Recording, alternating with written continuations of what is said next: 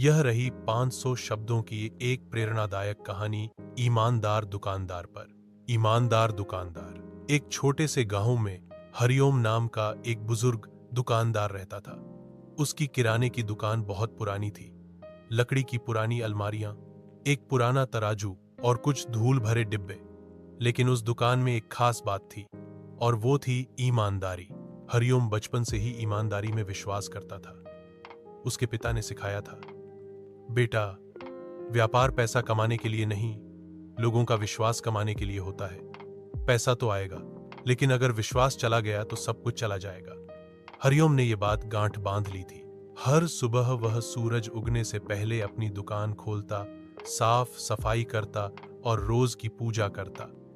गांव के लोग भी जानते थे कि हरिओम की दुकान से खरीदी गई चीजों में कभी घटतौली नहीं होती और वह कभी गलत कीमत नहीं लगाता। एक बार की बात है, गांव में एक बड़ा व्यापारी आया और उसने हरिओम से कहा, अगर तुम मेरे साथ मिलकर थोड़ा मिलावट वाला सामान बेचो तो मैं तुम्हें दुगना मुनाफा दूंगा। लेकिन हरिओम ने साफ इनकार कर दिया।